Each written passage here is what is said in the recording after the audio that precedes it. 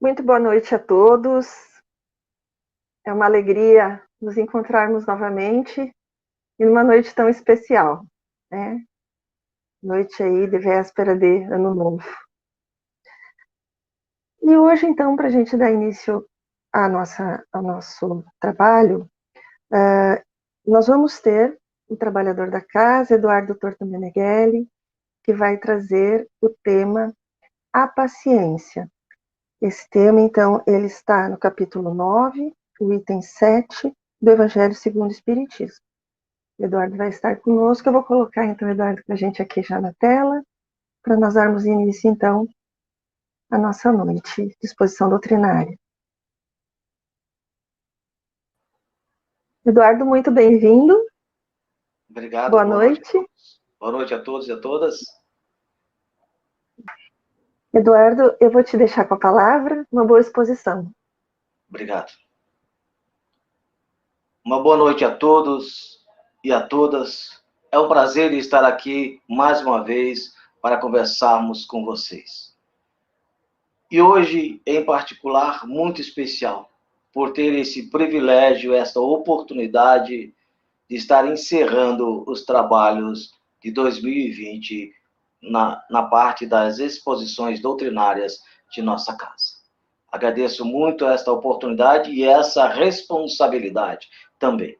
E hoje, em particular, muito mais especial ainda, especial porque o tema em discussão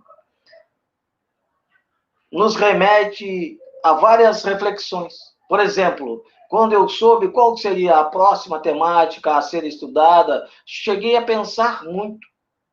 Já faz mais de 2000 anos que Jesus nos deixou vários exemplos quando esteve ao nosso meio. Já se passaram 156 anos da primeira publicação do Evangelho segundo o Espiritismo. E mesmo assim, com todo esse tempo já vivenciado por todos nós, por que ainda temos que conversar, refletir, meditar profundamente sobre a paciência? Mas alguém pode estar pensando nesse instante, isso eu tenho de sobra, Eduardo. Posso até emprestar para aqueles que ainda não a desenvolveram em si. Claro que fiz essa provocação para estimular o nosso raciocínio, porque nós sabemos que paciência temos de sobra. Nós nem estamos mais vendendo paciência, nós já estamos doando de tanto que temos. Principalmente nessa época de isolamento social, de pandemia, onde todo mundo está em casa, marido, esposa, filhos, o pai, a mãe, às vezes a sogra, o sogro, um parente, um amigo, como dizem os antigos, ou diziam os antigos, estamos com a paciência na flor da pele, não é mesmo? Retomando o nosso raciocínio do tema de hoje, diretamente no Evangelho segundo o Espiritismo, no seu capítulo 9, bem-aventurados aqueles que são mansos e pacíficos, no item 7, a paciência. Onde o Espírito Amigo identifica-se de Árvore, onde publicou esse texto em 1862. Ele inicia esse texto dizendo a nós essa pequena frase: que a dor é uma bênção que Deus enviou a seus eleitos. Ele está vinculando a dor com a paciência. Ou, tipo assim, a paciência diante da dor. Na verdade, ainda temos que aprender a sofrer pacientemente. Pois, se já somos conhecedores das causas atuais e anteriores das nossas aflições, se já sabemos que sofrer é uma escolha e que a dor é uma opção, sabemos então que nossas vidas são movidas pelo livre-arbítrio, e o livre-arbítrio nada mais é do que as nossas escolhas. Assim sendo, somos nós que escolhemos o que queremos para o nosso futuro, ou já escolhemos em vida anterior para o nosso presente.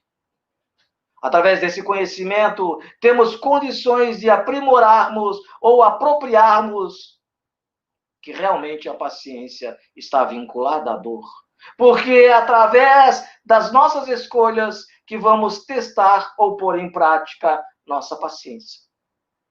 Quando nos referimos da relação da dor com a paciência, estamos nos referindo que temos que ser resignados. Temos que ter resignação diante dessa oportunidade reencarnatória. E realmente não podemos esquecer que a nossa vida atual é sim uma grande oportunidade de reparação das nossas escolhas. Logo em seguida, o Espírito amigo coloca a paciência como uma forma de caridade, quando nos diz que a paciência também é caridade, e deveis praticar a lei da caridade ensinada por Cristo. Nos mostra ainda que a caridade material é mais fácil delas. No entanto, quantas vezes já deixamos o impulso da intolerância falar primeiro, constantemente, em determinados momentos?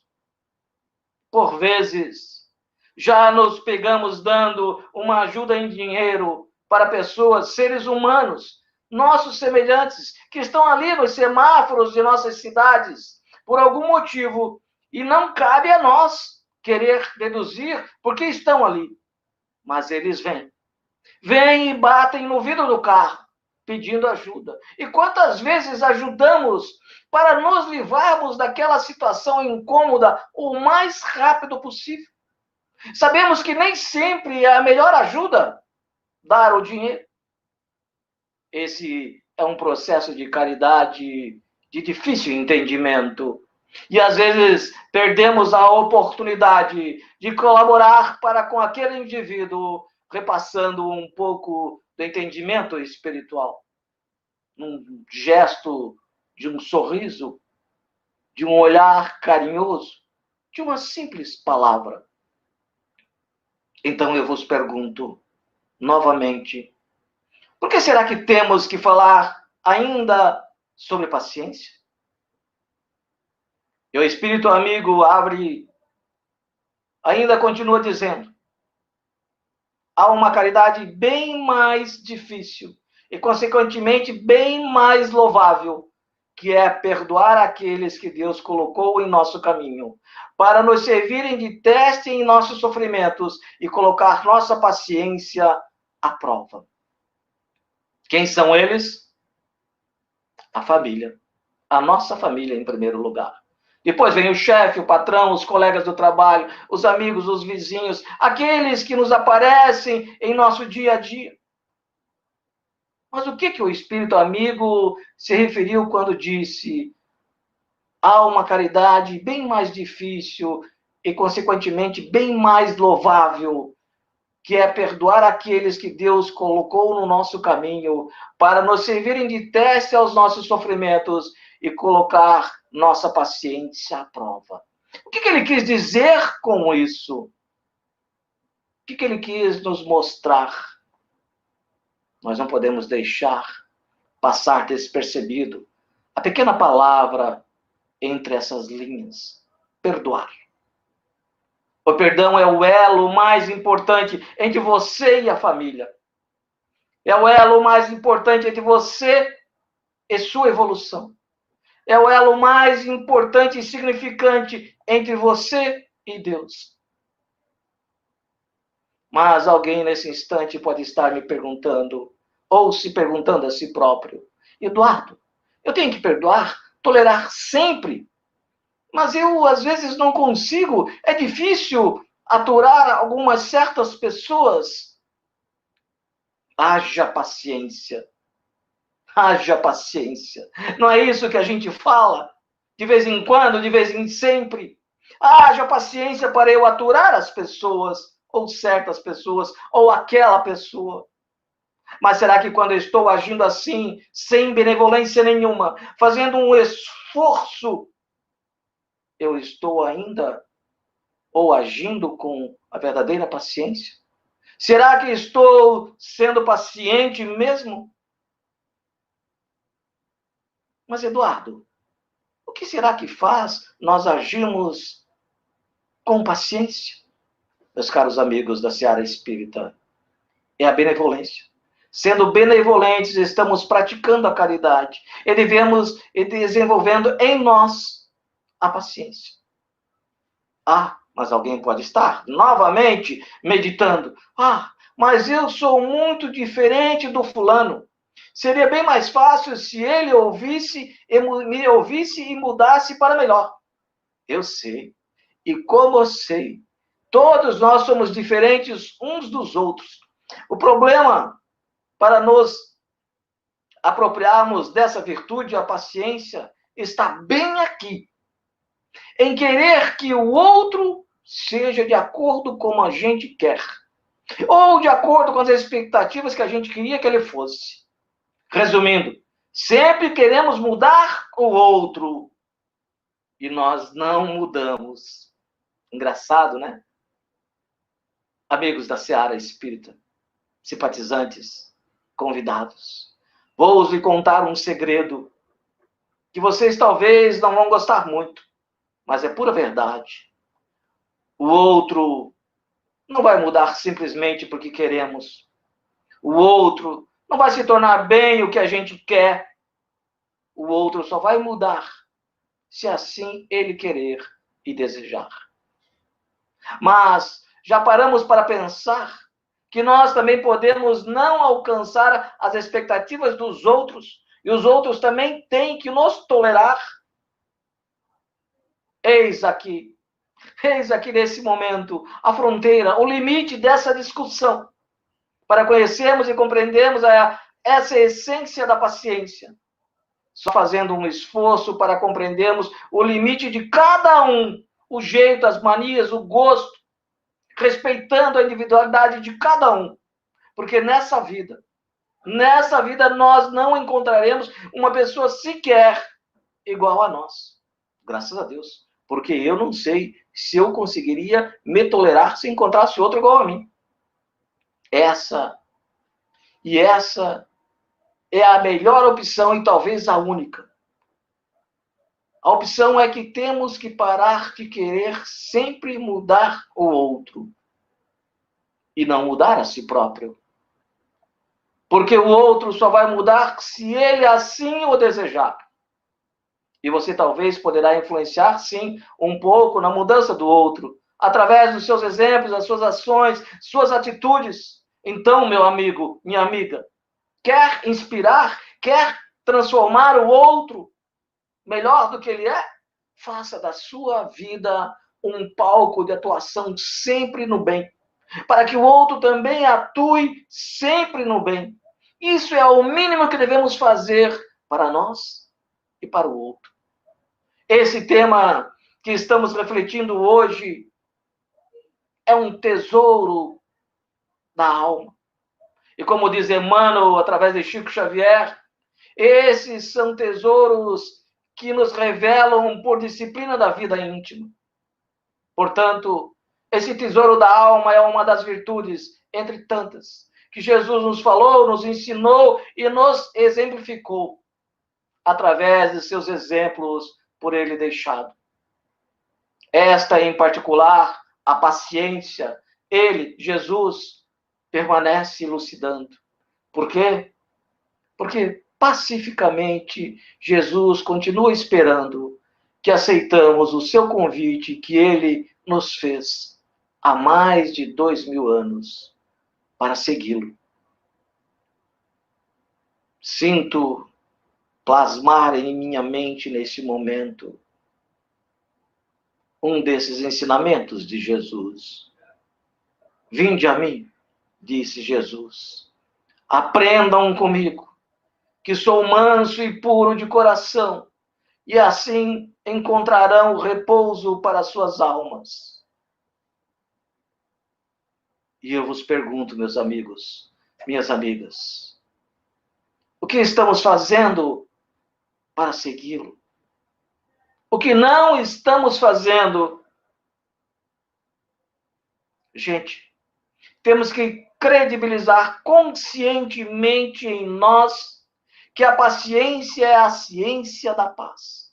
Ou seja, sendo uma ciência, temos que estudar sobre, esforçar-se para compreender essa essência, para conhecê-la, para nós nos apropriarmos dessa virtude. Sim, porque se não estivermos em paz interior, não conseguiremos agir pacificamente.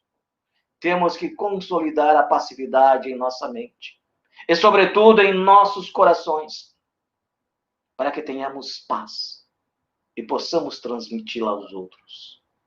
Então, a paciência, podemos definir, que é um estado da alma em que a criatura não é atingida pela irritabilidade, porque ela está calma, está tranquila, porque ela compreende o estado do outro. Há mais de 2000 anos, após a crucificação de Jesus, os discípulos de Jesus se encontravam secretamente e amedrontados devido às perseguições dos líderes aos cristãos. Jesus lhe aparece em espírito e lhes diz: a paz esteja com vocês. Poderíamos dizer que nós também, de certa forma, andamos com medo, temerosos, aflitos, diante de tudo isso que estamos vivendo no mundo. Com essas situações que estamos experimentando. Sim, por essa razão, Jesus está sempre ao nosso lado e faz o apelo para que estejamos em paz, sempre. Mesmo nesses momentos de grandes dificuldades, de grandes desencontros, de grandes desafios, de muita saudade, de momento de confinação, de isolamento social. Mas a paz que Jesus fala não é a paz que muitas vezes nós entendemos, a paz inerte, a acomodação, a ociosidade. Não. Digo isso porque muitas das vezes pensamos que ter paz é estarmos relaxados, tranquilos, sem nada para fazer, e não ter obrigação de cumprir, é não ter que estudar, é não ter que trabalhar, é não ter que tolerar pessoas, a própria família, é não ter problemas, é não ter lutas, é não ter desafios. Não. Isso não é paz. Isso é preguiça pura, má vontade. Porque é impossível neste planeta que está iniciando seu processo de regeneração já há alguns anos, que alguém que viva nessa lentidão sem sofrer. Em vista da nossa condição evolutiva e espiritual, num planeta ainda de provas e expiações, aonde na escala dos mundos, a Terra ainda é um mundo inferior, um mundo imperfeito, em vista daqueles que o habitam, não é? E somos nós. Então, meus amigos, isso não é paz. A paz, ao contrário, surge de como nós nos relacionamos em meio a todas essas tribulações terrenas. De como nós nos conectamos com tudo o que está em nossa volta. E a partir de como nós nos relacionamos com todos e com nós mesmos. Então, a paz é uma construção interior que se nos revela, como diz Emmanuel, retomando a sua fala, por disciplina da vida íntima, em busca do equilíbrio. Então, a paz é concretizada de dentro para fora, não de fora para dentro. Primeiramente, temos que ser pacientes e pacificadores, para depois exigirmos, cobrarmos a paciência e a paz no outro. Pois se eu não sou paciente nem pacífico, como que vou cobrar isso do outro? Jesus, no Sermão da Montanha, nos recomendou a paciência. Mais do que isso, ele fez da paciência uma lei, quando ele disse: bem-aventurados os mansos e pacíficos, porque eles herdarão a terra e serão chamados filhos de Deus. Meus caros amigos da Seara Espírita, estamos refletindo sobre a paciência, a ciência da paz. E prosseguindo mais um pouquinho nesse estudo, encontramos uma mensagem do espírito Joana de Ângeles, psicografado por Divaldo Pereira Franco, que diz assim: a paciência é a virtude que te auxiliará na conquista dos bens do corpo, da alma e da sociedade. Ela ensina a técnica de como deve se guardar, quando não se pode ter imediatamente o que se deseja. Jamais te irrites, a paciência te auxiliará a tudo vencer. Vamos interpretar um pouco essa mensagem de Joana, já no primeiro parágrafo, quando ela diz: a paciência é a virtude que te auxiliará na conquista dos bens do corpo, da alma e da sociedade. Ela está nos dizendo que a paciência nos auxiliará em nossa saúde por um todo, em nossa saúde física, mental e espiritual, a nossa saúde dos nossos relacionamentos. E a maioria dos nossos conflitos, dos nossos problemas, estão aonde? Alguém poderia me dizer? Pena que nós estamos virtualmente, que eu não posso provocar um pouco mais. Mas pensem, vocês sabem onde estão esses problemas? Meus caros amigos, sem dúvida, o maior problema que temos em nossa caminhada evolutiva é o nosso relacionamento com o nosso próximo, mais próximo. Ou seja, os nossos problemas, então, têm nomes. E como reforça Emmanuel, quando diz que a paciência nos auxilia a termos a harmonia na alma. E não é isso o que percebemos o tempo todo? Que temos que ter paciência para estar em harmonia com nós mesmos? Então, a paciência é fundamental para o nosso aperfeiçoamento. E continua Joana de Ângeles. Ela ensina a técnica de como deve-se aguardar quando não se pode ter imediatamente o que se deseja. Ela quem? A paciência. Então, a paciência nos ensina como devemos aguardar quando não podemos ter imediatamente aquilo que desejamos. Vocês perceberam a sutileza de Joana de Ângeles? Ela não diz que a paciência nos ensina a aguardar. Não. Ela não diz para esperarmos. Não. Ela nos diz como devemos aguardar. Como devemos esperar. Mas como? Nós estamos esperando? Como ou com qual sentimento nós estamos esperando? Com que comportamento que nós estamos esperando? Mas como nós deveríamos esperar então? Com qual sentimento? Com que tipo de comportamento?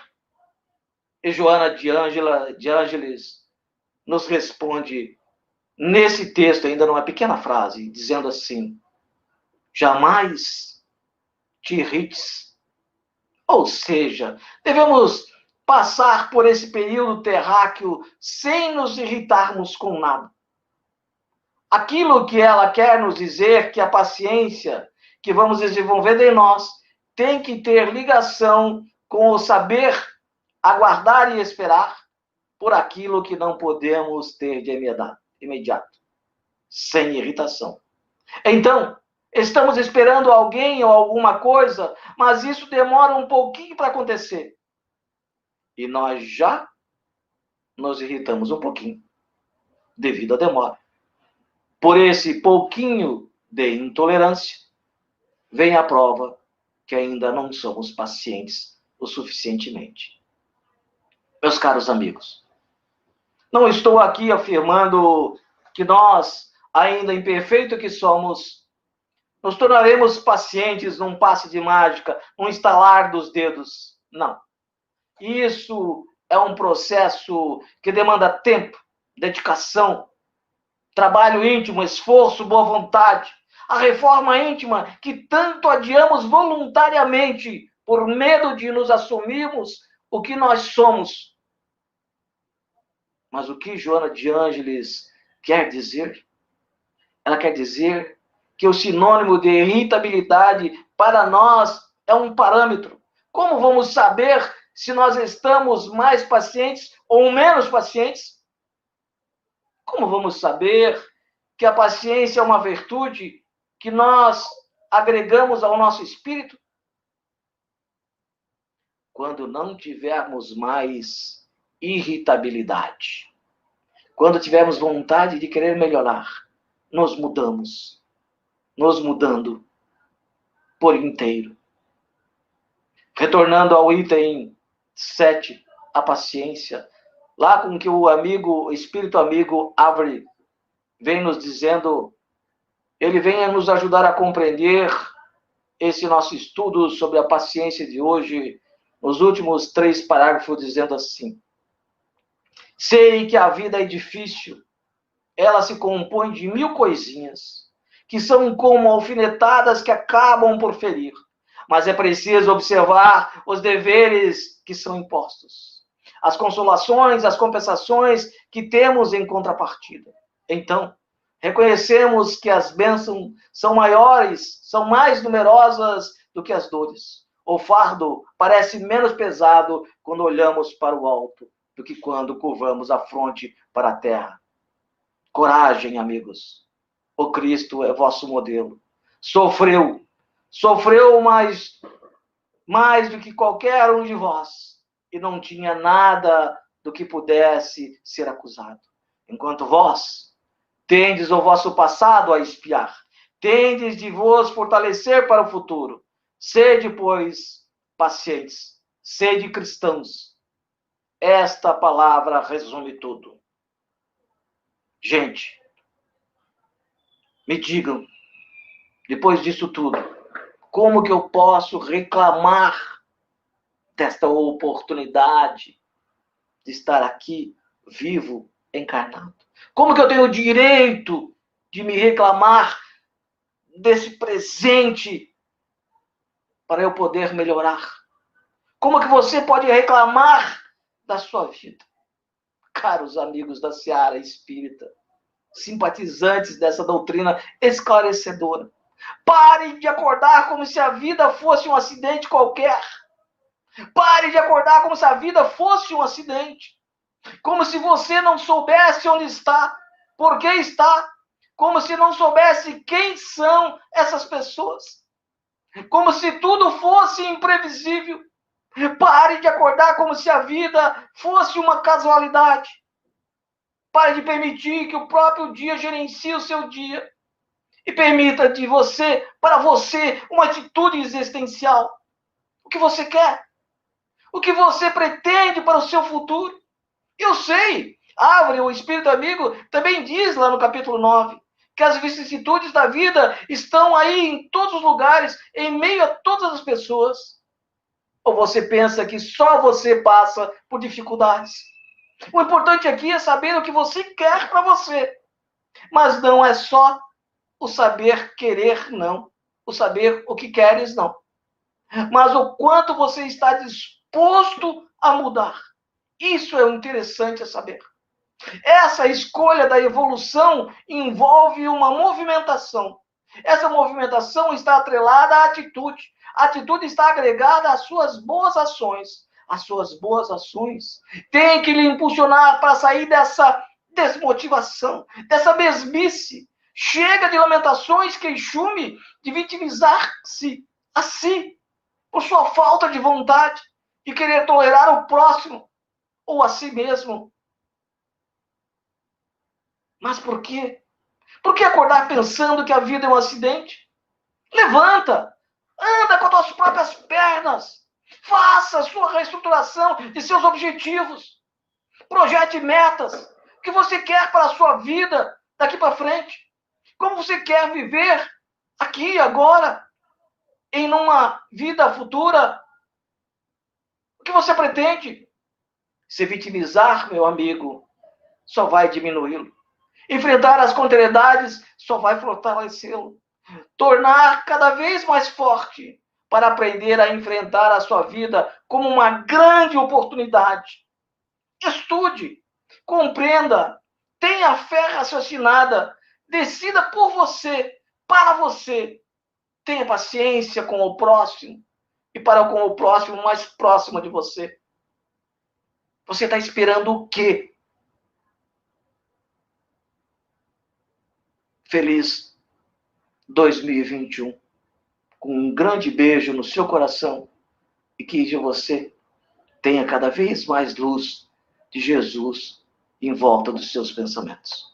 Que assim seja. Muito obrigado.